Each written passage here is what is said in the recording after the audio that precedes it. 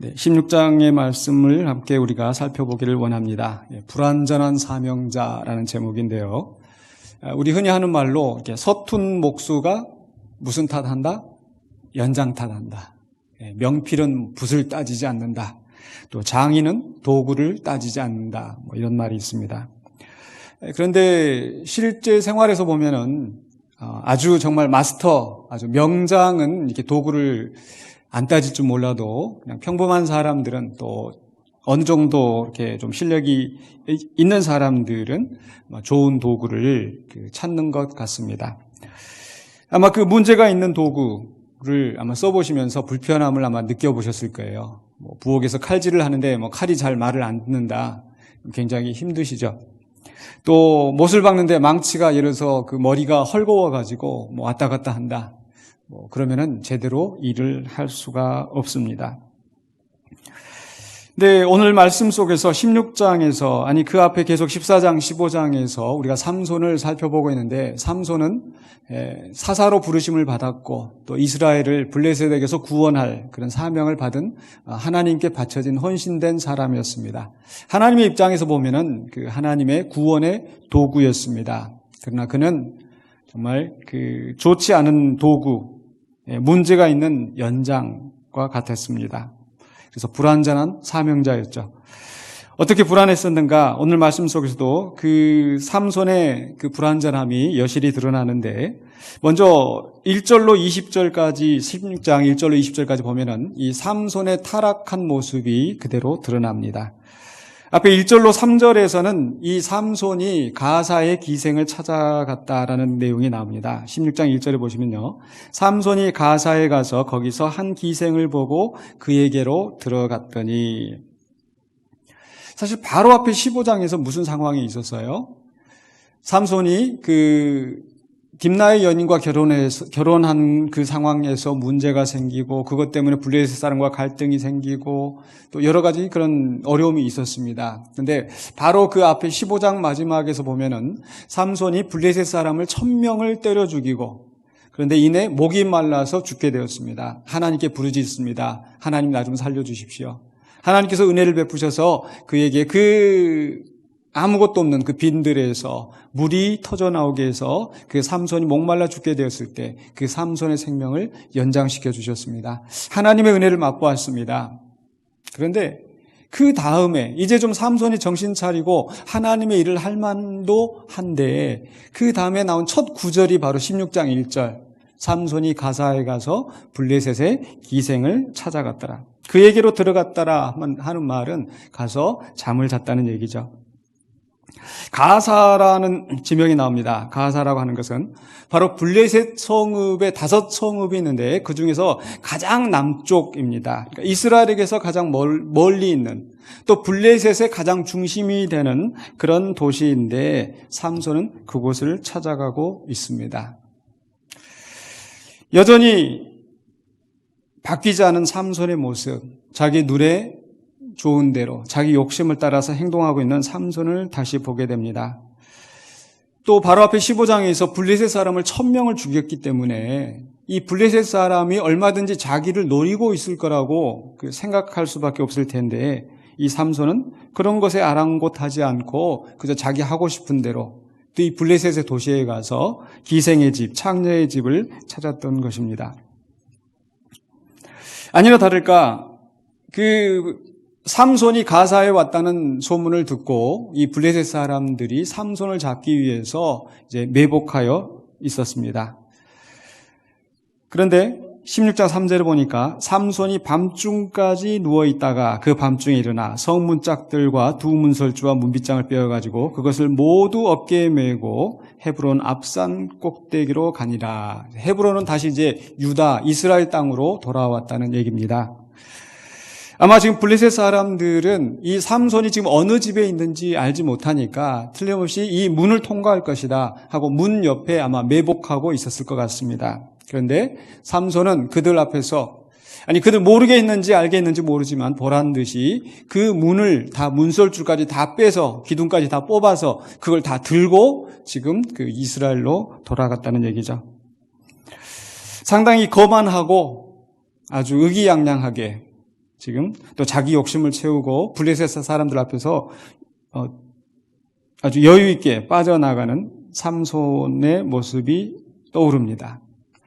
그런데 이 문짝을 뽑아서 그것을 가지고 이 헤브론까지 상당히 그 먼 거리 한 40km 정도 될 거라고 하는데 그것을 문짝을 들고 갔다는 얘기는 상당히 삼손이 괴력을 발휘했다라고 우리가 이야기할 수 있겠는데요.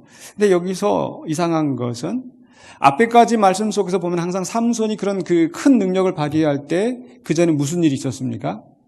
하나님의 영이 그에게 임하셨다고 그러는데 지금 말씀 속에서는 뭐 우연인지 아니면 뭐 그냥 그런 것을 언급할 필요가 없었는지 하나님의 영이 그에게 임하셔서라는 말씀이 없습니다. 하나님의 영이 그와 함께 계시지 않는 듯한 암시가 보여지고 있습니다. 그리고 나서 이제 두 번째로 4절로 20절까지 보면은 이번에는 또 삼손은 들릴라라는 여인을 사랑하고 그 여인으로 말미암아서 그 여인의 유혹에 넘어가서 결국은 망하게 되는 그런 삼손의 모습이 나타납니다. 16장 4절입니다. 이후에 삼손이 소렛 골짜기에 들릴라라 이름하는 여인을 사랑하매. 소렛 골짜기가 어딘가 봤더니 바로 이 블레셋과 이스라엘 사이에 그 경계에 있는 그 골짜기, 이 골짜기라서 아주 큰 골짜기가 아니고 보니까 사진을 찾아보니까 이 조그마한 시냇가로에서 그 골짜기가 형성이 되어 있었습니다. 블레셋인지 이스라엘인지 알 수 없는 이곳이지만은 그래서 사람들은 이 들릴라가 우리가 이제 흔히 생각할 때 들릴라는 블레셋 여인일 거다 이렇게 생각을 하는데 아마 블레셋 여인이 아니고 이스라엘 사람일 수도 있다 뭐 이렇게 보는 그 주석가들도 있더라고요. 근데 블레셋 사람인지 이스라엘 사람인지 중요한 것은 아니고 결국 이 이야기에 진행되어질 때 이 여인은 자기의 그 돈을 받고 결국은 이 자기를 사랑하는 삼손을 팔아넘긴 그런 사람이었습니다.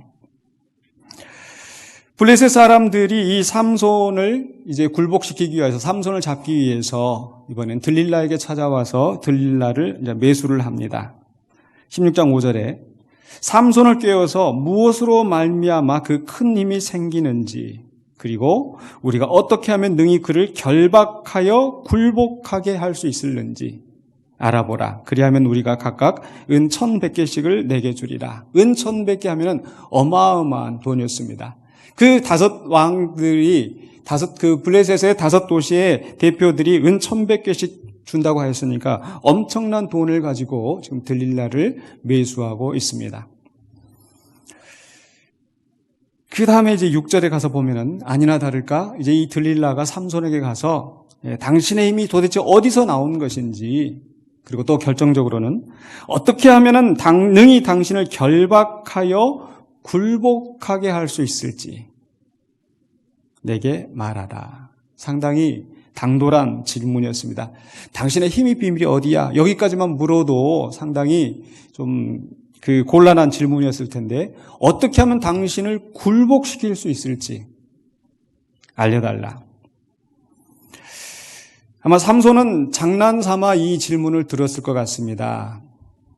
그전에도 그 블레셋 사람들이 자기 여인을 꿰어서 그 수수께끼를 알아낸 그것을 기억했다면은 바로 지금 이런 음모를 생각을 하고 조심했을 텐데 삼손은 신중하게 그것을 생각하지 않고 감히 저까지 것들이 나한테 뭘 할 수 있을까 하는 그런 자만한 마음으로 지금 대하고 있지 않았었을까. 그래서 삼손은 이제 이 들릴라에게 대답을 합니다. 그러나 처음부터 바르게 말해주지 않았죠. 4번에 걸쳐서 이제 이 들릴라와 삼손 간의 대화가 나오게 되는데요. 첫 번째로는요, 바로 삼손이 대답하기를 새 활줄 7으로 나를 결박하면 내가 약해져서 다른 사람과 같을 것이다. 활줄 얼마나 단단합니까? 아무리 당겨도 끊어지지 않아야 이 화살을 쏘아보내지 않습니까? 그 단단한 활줄로 그것도 7가닥 완전한 수 나를 묶으면은 내가 약해진다. 네, 그럴듯합니다. 그런데 이 여자는 바로 이 블레셋 사람들을 매복시켜 놓고 삼손을 깨웁니다. 블레셋 사람들이 왔어요. 삼손이 일어나가지고 힘을 주니까 이 그 단단한 활줄조차도 그냥 맥없이 풀어집니다. 그랬더니 이 들릴라가 또 화를 냅니다. 당신이 내게 거짓말했습니다. 도대체 어떻게 하면은 당신을 결박할 수 있을지 알려달라. 이렇게 또 이야기합니다. 그래서 삼손은 또 대답을 합니다. 만일 쓰지 않은 세 줄로 나를 묶으면은 내가 힘이 약해져서 다른 사람과 똑같아진다. 또 똑같이 블레셋 사람들을 매복시켜 놓고 이 여인은 삼손을 깨웁니다. 삼손이 일어나서 그 또 줄을 또 쉽게 끊어버렸습니다. 또 여인이 불평을 합니다. 또 거짓말했다. 도대체 어떻게 되는지 좀 알려달라. 반복되는 이야기인데요. 근데 이번 세 번째는요, 삼손이 뭐라고 대답을 합니까? 내 머리털 7가닥을, 머리털이 나왔어요. 그러니까 이 영화로 만약에 보고 있다면, 이야기로 듣고 있다면 뭔가 지금 머리털이 나오는 순간 여러분 생각 어떻습니까? 뭔가 좀 긴장이 지금 고조되고 있지 않습니까? 야, 이 머리털 만지면 안 되는데? 네? 머리털을 7가닥을 배틀의 날실에 섞어서 짜면 될 것이다. 또 역시 똑같이 블레셋 사람들이 매복하여 있고 이 들릴라는 삼손에게 블레셋 사람들이 쳐들어왔어요. 근데 삼손이 일어나서 머리를 툴툴 털어버리고 그리고 이제 아무 일도 없었던 듯이 그렇게 있었습니다. 세 번의 이야기가 반복이 되었습니다. 드디어 네 번째가 나옵니다. 계속 긴장이 고조되는 가운데 이 여인의 재촉함도 더 강해졌습니다. 15절에 보시면은요. 들릴라가 삼손에게 이르되 당신의 마음이 내게 있지 아니하면서 당신이 어찌 나를 사랑한다 하느냐. 이 이야기는 이 삼손이 들릴라를 사랑한다는 말로 시작이 됐었는데 그 사랑에 대해서 이 여인은 이제 문제를 제기하면서 삼손에게 계속 그 삼손의 비밀을 알려달라고 재촉을 합니다. 얼마나 재촉을 했는지 16절에 보니까 날마다 그 말로 그를 재촉하여 조르매 삼손의 마음이 번뇌하여 죽을 지경이라. 날마다 삼손을 달달 볶는 겁니다. 근데 삼손이 아주 죽을 정도가 되었다. 여기에도 보면은 아마 이제 결국 이 일로 말미암아 삼손이 죽게 될 수밖에 없다라는 복선이 깔려 있는 것 같습니다. 결국 삼손은 포기하고 결국 그 여인에게 진심을 말해줍니다. 17절 상반부에 삼손이 진심을 드러내어 그에게 이르되 내 머리 위에는 삭도를 대지 아니하였나니 이는 내가 모태에서부터 하나님의 나시린이 되었음이라. 드디어 그 비밀을 드러내고 맙니다. 근데 이 말씀 속에서 저는 삼손이 자기가 하나님의 나시린이라는 것을 모르고 있지는 않았다는 거예요. 알고 있으면서 그 나시린의 규례를 지키는 것에 별로 신경을 쓰지 않았었고 또 그것뿐만 아니라 어쩌면은 바로 그 어머니가 들었던 그 말, 바로 이스라엘을 블레셋에서 구원할 자, 구원하기 시작할 자라는 그 말도 들었을 법도 한데 삼손은 거기에 대해서 전혀 관심이 없었구나. 그는 오로지 머리만 길고 나시린 것처럼 외적으로 보면 나시린이었습니다. 그러나 그의 속사람은 전혀 나시린답지 않은 그런 모습이었죠. 그리고 나서 17절 하반부에 만일 내 머리가 밀리면 내 힘이 내게서 떠나고 나는 약해져서 다른 사람과 같으리라 하니라. 머리가 밀리면, 머리를 깎고 나면 내 힘이 내게서 떠날 것이다. 근데 저는 이 말씀 속에서도 삼손이 지금 착각하고 있는 게 있는 것 같습니다. 어떤 것입니까? 바로 그 삼손의 힘의 근원이 머리카락에 있을까요? 그냥 머리카락이 잘려지면 그저 힘이 없고 머리카락이 다시 나면 힘이 생길까요? 나중에 이야기 보면은 머리카락이 자랐다는 말이 나오지만 그것으로 힘이 자동적으로 생기지는 않습니다. 근데 머리카락이 밀리면 힘이 떠날 것이다. 또 뒤에 가서 보면 나중에 힘이 떠나는 것이 아니라 누가 떠나요? 여호와께서 떠나시는 겁니다. 근데 삼손은 그저 그 육신적인 힘만 생각하고 이 머리카락이 밀리면 내 힘이 떠나갈 것이다. 바로 그 머리카락은 그가 나시린이고 하나님께 바쳐진 자이고 하나님이 쓰시는 도구이고 바로 그것을 보여주는 가시적인 상징일 뿐이지 그것 자체가 어떤 마법적인 힘을 발휘하는 것이 아닌데 그저 그것만 붙잡고 있는 거예요. 외적인 것만 붙잡고 있는 겁니다. 혹시 우리도 그런 미신적인 신앙에 사로잡혀 있지는 않는지. 우리가 십자가를 지니고 다닌다고 해서 그저 마귀가 이거 십자가를 보고 도망갈 것이다? 아니죠. 우리가 성경책을 들고 다닌다고 해서 그냥 귀신이 떠날 것이다. 그건 아닙니다. 중요한 것은 우리가 진심으로 하나님과의 온전한 관계에 있는가, 그렇지 않는가. 그렇지 않다면 아무리 외적인 그런 것을 가지고 들이댄다 하더라도 아무런 소용이 없다라는 겁니다. 우리가 교회 직분을 가졌다고, 어떤 권위를 가졌다고 해서 그것이 우리에게 능력을 주는 것이 아니라 하나님이 우리에게 맡기신 그 사명을 우리가 온전히 감당하고 하나님과의 바른 관계에 서 있을 때 그 직분이, 그 권위가 능력이 되어 나타날 줄로 믿습니다. 결국 삼손은 이 들릴라에게 자신의 진심을 드러냄으로써 그 머리카락을 깎이게 되고 결국 그것으로 말미암아 삼손은 더 이상 나실인이 될 수 없는 그런 상황이 되었습니다. 근데 참 안타까운 것은 앞에서도 그렇게 세 줄로 묶으면 될 것이다 하면은 그 세 줄로 묶여 있는 자신을 발견했을 텐데, 내 머리카락을 배틀실에다가 짜서 하면은 그렇게 될 것이다 할 때 그 여인이 바로 그렇게 똑같이 해놓고 블레셋 사람이 쳐들어왔다.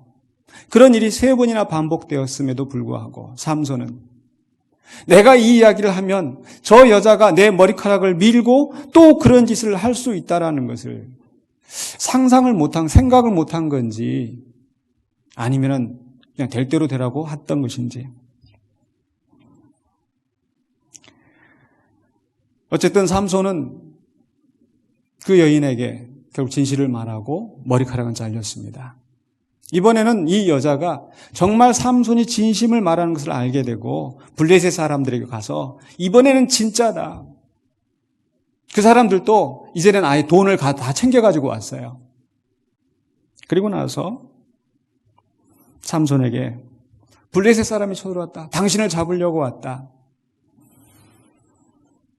삼손이 잠에서 깨어서 일어나서 이렇게 이야기합니다. 16장 20절에 삼손이 잠을 깨며 이르기를 내가 전과 같이 나가서 몸을 떨치리라. 아마 삼손은 여전히 똑같이 자기가 힘을 발휘할 수 있을 거라 생각했던 것 같습니다. 그런데 실상은 여호와께서 이미 자기를 떠나신 줄을 깨닫지 못하였더라. 힘이 떠날 것이라고 예상했었는데 힘이 떠난 것이 아니라 하나님이 떠나셨는데 삼손은 그 하나님이 떠나신 것을 깨닫지 못하고 있었습니다. 아무 때나 하나님 앞에 부르면 하나님이 들어주실 것이다. 이렇게 착각을 하고 있었던 것 같습니다. 우리가 지난주까지 에스겔서의 말씀을 또 성경 공부 시간에 금요일 날 함께 나눴었는데 그 에스겔서에서도 보면은요, 이스라엘 백성들이 성전에 모여서 하나님께 예배할 뿐만 아니라 하나님을 예배한다고 하면서 온갖 우상을 섬기면서 그 성전을 더럽혔습니다. 그런데 결국 하나님께서는 그 백성들의 죄악을 보시고 그 하나님의 영광이 성소에서 떠나 멀리 가시고 결국 그 하나님의 이름이 있는 거룩한 성전은 짓밟히게 되었었죠. 이스라엘 백성들은 하나님의 영광이 성전에 떠나신 것을 알지 못하고 여전히 그 겉모습만, 겉모양만 붙잡으면서 하나님이 우리와 함께 하신다. 하나님이 우리를 지켜주시고 건져주실 것이다. 착각을 하고 있었는데 하나님은 이미 예루살렘 성전을 떠나셨습니다. 그리고 그 성전은 이방인들에게 짓밟혔습니다. 바로 삼손도 마찬가지였어요. 하나님의 영이 그에게 임하시고 큰 능력을 행하게 하시고 큰 구원을 베풀게 하셨는데 여전히 삼손은 그 하나님 앞에 온전히 붙들리지 아니하고 자기 욕심대로 살아가다가 결국은 나실인의 그 천사가 명령하였던 그 머리에 삭도를 대지 말라라고 하는 그 규례까지도, 그 마지막 선까지도 다 내어주고 하나님께서 자기를 떠나게 만들었습니다. 하나님이 떠나시면 아무것도 아닙니다. 우리 교회도 마찬가지입니다. 우리 교회도 좋은 건물을 지어놓고 많은 사람들이 모여서 뭔가 대단한 일을 하고 큰 이름을 떨쳤다 하더라도 그러나 우리가 온전히 하나님 앞에 붙들리지 아니하고 우리 욕심대로 우리 생각대로 살아갈 때 하나님의 영광이 이곳을 떠나실 수도 있습니다. 요한계시록에 보면은 에베소 교회를 향하여서 네가 처음 사랑을 버렸다. 너의 처음 사랑이 어디에서 떨어졌는가를 알아보고 회개하고 돌이키라.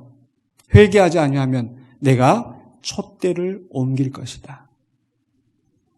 교회라는 간판이 있다 할지라도, 교회라는 이름은 있다 할지라도 더 이상 교회가 아닌 그런 곳이 될 것이다.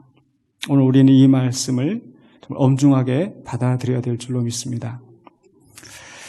결국 삼손은 가사의 기생을 찾아가고 또 소래 골짜기에 있는 또 들릴라를 찾아가서 그 욕심대로 행하면서 그 자기의 육신의 욕심을 채우는 것이 더 중요했고 하나님 앞에 진실하게 나실인의 소원을 지켜 행하는 것은 아무것도 아닌 것으로 잡았습니다. 그래서 결국 그 일로 말미암아서 삼손은 블레셋 사람들에게 붙잡히고 결국 굴복당하게 되었습니다. 21절로 27절에서 결국 그 블레셋 사람들에게 압제당하고 조롱당하는 삼손의 모습이 나옵니다. 결국 그 죄에 대한 심판의 결과를 삼손이 맛보게 됩니다. 21절에 보면은요, 블레셋 사람들이 그를 붙잡아 그의 눈을 빼고 끌고 가사에 내려가 놋줄로 매고 그에게 옥에서 맷돌을 돌리게 하였더라. 눈을 빼고라고 했는데 엄청나게 불행한 일이죠. 근데 이 이야기 속에서 참 안타까운 것은 이 처음 이야기가 시작되어질 때 14장에서 삼손이 어떻게 딥나 여인을 보고 좋아하고 결혼하려고 했습니까? 눈에 오른 대로. 자기 눈에 오른 대로 행동하였던 그 삼손. 그런데 이제는 그 눈이 뽑혀서 더 이상 그 욕심대로 살 수 없게 되었습니다.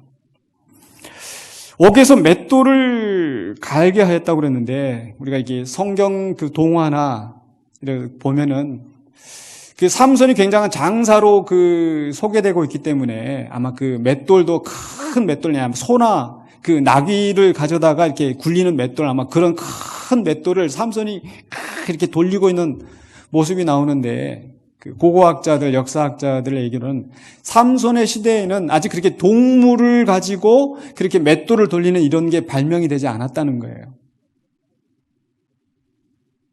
무슨 얘기냐면요. 감옥에서 그저 조그만한 이런 항아리 같은 그런 맷돌에서 또 돌을 가져다가 빻고 있는 그런 삼손의 모습.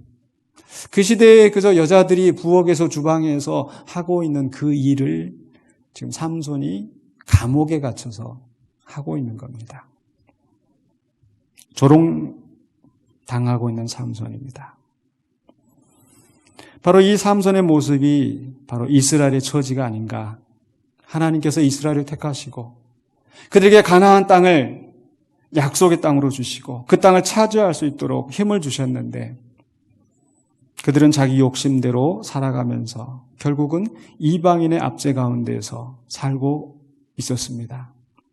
결국 그 이스라엘의 모습은 또한 우리의 모습이 아닌가. 하나님께서 우리를 창조하시고 우리에게 복을 주시고 하나님의 형상으로서 이 땅을 다스리며 살게 하셨는데 결국 아담과 하와의 범죄로 말미암아 그 모든 영광을 다 빼앗기고 오히려 죄와 사망의 권세 아래서 불행하게 살아가고 있는 우리 인간의 모습. 에베소서 2장 2절에 그때 너희는 그 가운데서 행하여 이 세상 풍조를 따르고 공중의 권세 잡은 자를 따랐으니 곧 지금 불순종의 아들들 가운데서 역사하는 영이라. 그때 너희는 우리가 주님을 알지 못할 때 우리는 공중 권세 잡은 자의 지배 아래 놓여 있었습니다.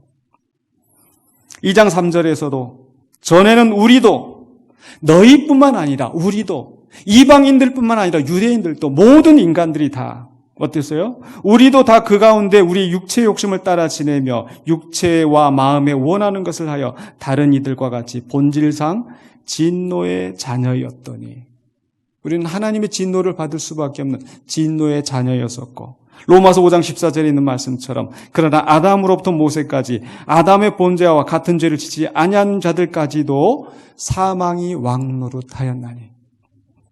그래서 이 삼손의 비참한 처지를 보면서 아유, 이 삼손 어리석은, 그렇게 손가락질만 할 것이 아니라 그것이 바로 우리들의 모습이었다라는 것. 그 가운데서 하나님께서 예수 그리스도 안에서 우리를 구원하신 줄로 믿습니다.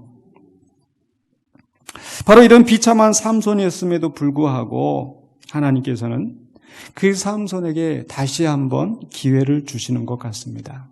바로 그 말씀을 우리가 어디에서 알 수 있는가? 바로 16장 22절에 그의 머리털이 밀린 후에 다시 자라기 시작하니라. 물론 머리털 자체가 힘을 주는 것은 아니지만은, 그러나 그가 다시 나시린으로서 회복될 수 있는 그런 여건이 마련되고 있는 게 아닌가. 하지만 이 가운데 여전히 삼손은 블레셋 사람들의 조롱거리가 되어 있었습니다.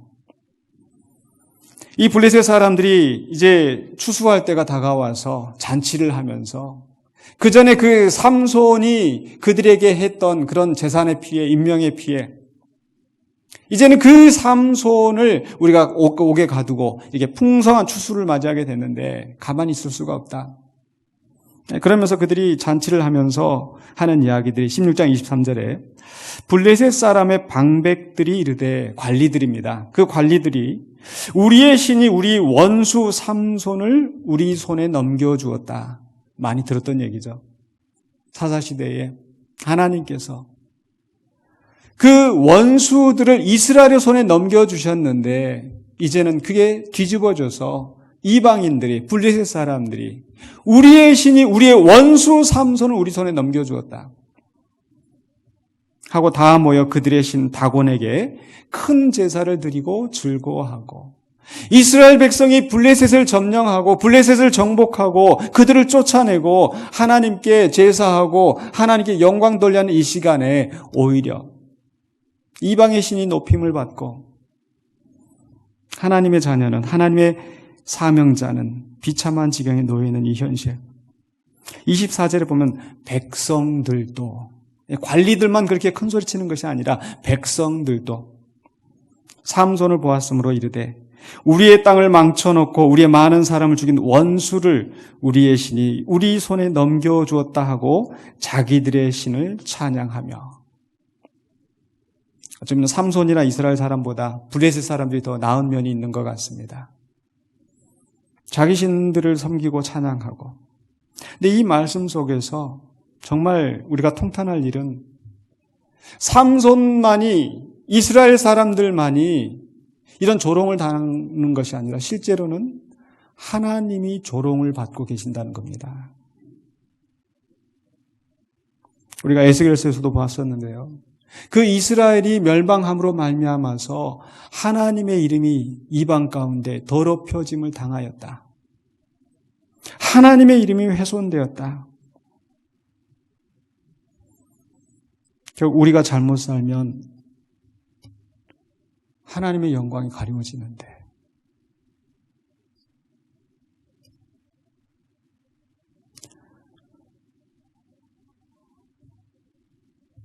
지금도 우리 교회가 안에서 벌어지는 일들로 말미암아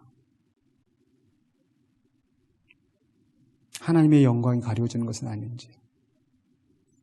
우리 교회 이름은 군산 영광교회인데 분쟁하고 소란스럽게 하고,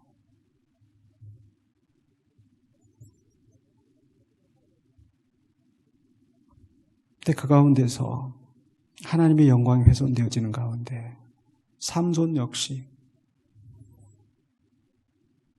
비참한 형편 가운데 있게 됩니다. 25절에 보니까 그들의 마음이 즐거울 때 이르되 삼손을 불러다가 우리를 위하여 제주를 부리게 하자. 두 눈이 뽑히고 감옥의 그 구덩이에서 맷돌질하고 있는 그것만으로도 참 비참할 텐데, 이렇게 즐거운 자리에 삼손을 불러다가 우리 앞에 재주를 부리게 하자. 삼손을 불러왔습니다. 옥에서 삼손을 불러내매 삼손이 그들을 위하여 재주를 부리니라. 어떻게 재주를 부렸는지는 모르겠어요. 근데 그들이 시키는 대로 그들을 하고 있는 이 삼손. 27절에도 그 집에는 남녀가 가득하니 블레셋의 모든 방백들도 거기에 있고 지붕에 있는 남녀도 3,000명 가량이라. 다 삼손이 재주 부리는 것을 보더라. 그 3,000명 앞에서, 그 방백들과 백성들 앞에서 재주를 부리면서 사람들이 손가락질하면서 조롱하고 비웃고, 그 꼴을 지금 삼손이 당하고 있는 겁니다. 결국 하나님의 영광이 훼손되어지고 삼손은 비참한 형편에 놓이게 되고, 이게 삼손이 하나님을 떠난, 하나님이 삼손을 떠난 그 결과였습니다. 그런데 이제 그 다음 장면에서 28절로 31절에서 삼손이 결국 죽으면서 원수를 갚습니다. 28절에 보니까 삼손이 하나님 앞에 부르짖습니다. 바로 앞에 15장에서 그 목말라 죽게 되었을 때 그 부르짖었던 삼손이 다시 한번 하나님께 부르짖는데 이렇게 부르짖습니다. 주 여호와여 구하옵나니 나를 생각하옵소서.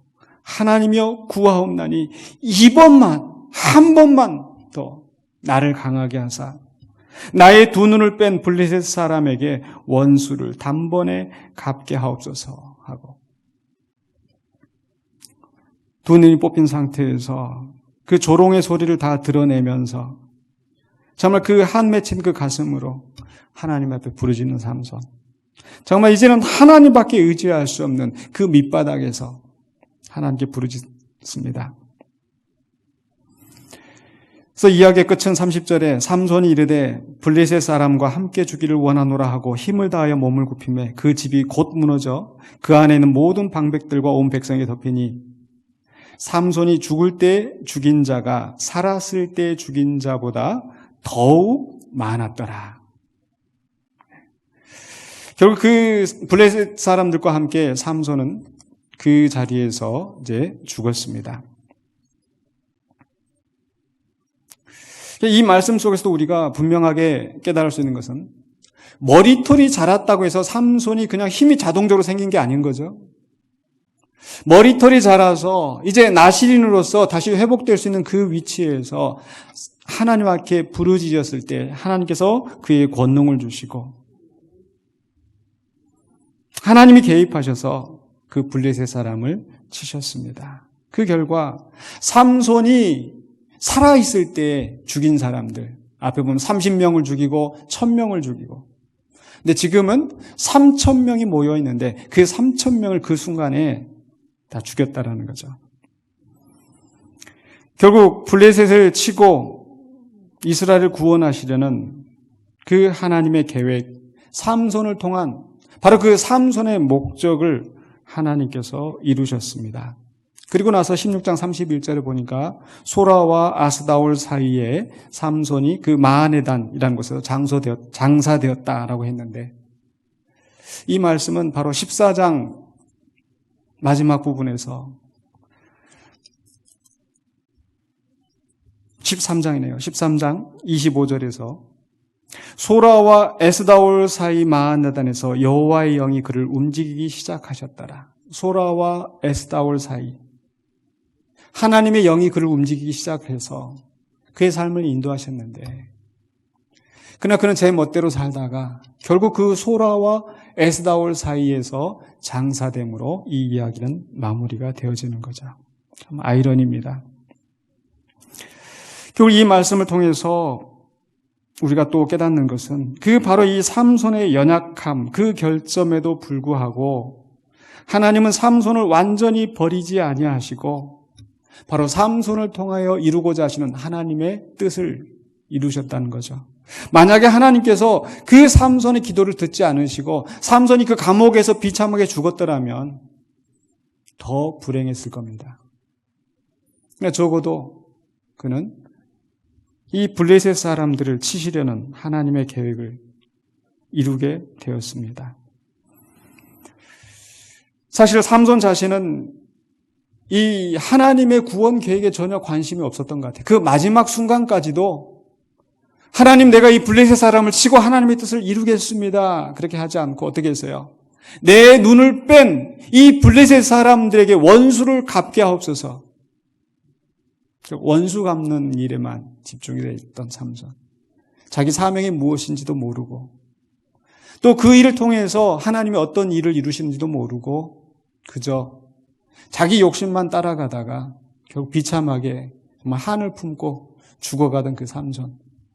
얼마나 불행합니까? 그런가 하면 우리 주님은 정말 마지막 순간까지 똑같은 죽음을 맞이하면서도 하나님의 뜻에 순종하면서 내 뜻대로 마옵시고 아버지 뜻대로 되기를 원하나이다. 그 하나님의 뜻을 따라 죽음의 길을 가셨고 그 조롱하고 자기를 치는 그 원수들 향해서도 아버지여 저들의 죄를 용서하소서. 저들은 저들이 하는 죄를 알지 못합니다. 오히려 용서하시면서 죽음을 감당하셨습니다. 똑같이 하나님의 뜻을 이루지만 결국 삼손은 자기 욕심을 따라서 비참한 가운데서 그 하나님의 뜻을 이루었고요. 예수님은 정말 순종하는 가운데 그 뜻을 이루셨습니다. 우리는 어느 길로 가야 할까요? 우리의 마음은 사실 예수님의 가신 그 길로 가기를 원하는데 그러나 여전히 우리는 삼손과 다를 바 없는 욕심에 끌리고 누군가 나에게 악한 일을 하면 악한 일로 갚아주고 싶고 누군가 나에게 악한 말을 하면 악한 말로 같이 쏘아붙이고 싶은 우리의 연약함. 근데 그럼에도 불구하고 하나님은 그 불완전한 우리의 모습을 들어서 쓰신다라는 겁니다. 하나님은 우리의 연약함을 아시고도 우리를 부르시고 또 우리를 사용하시고 그 뜻을 이루시는 줄로 믿습니다. 사실 예수님의 제자들을 봐도 참 허물이 많았습니다.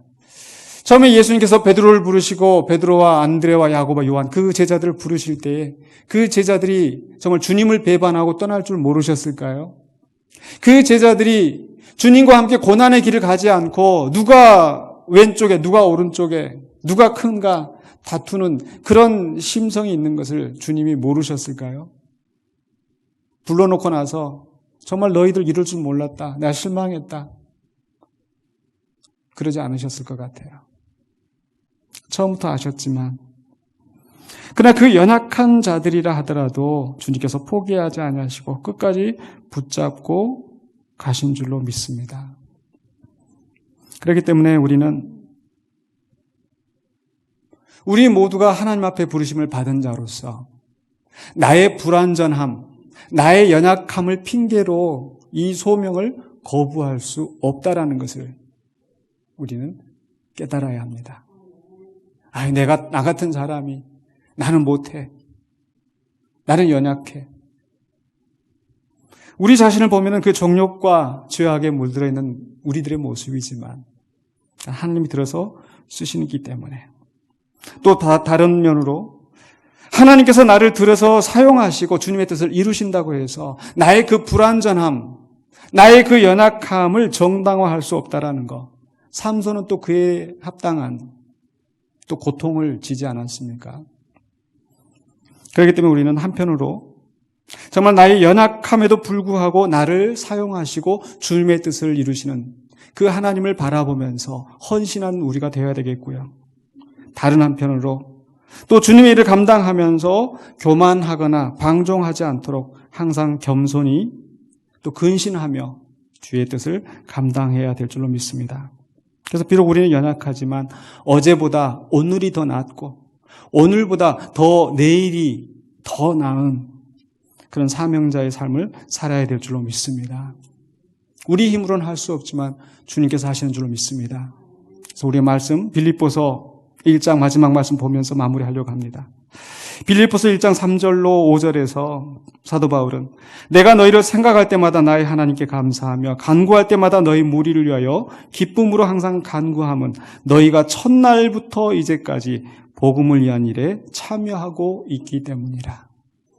모든 성도들이 복음을 위한 일에 참여하고 있다는 거. 사도 바울만 앞에 가서 복음을 전하고 그 일이 사도 바울의 일만이 아니라 바로 빌립보 교회 성도들도 복음을 위한 일에 참여하고 있다. 처음부터 이제까지. 그러면서 6절에 주시는 말씀입니다. 우리 같이 한번 읽어보겠습니다.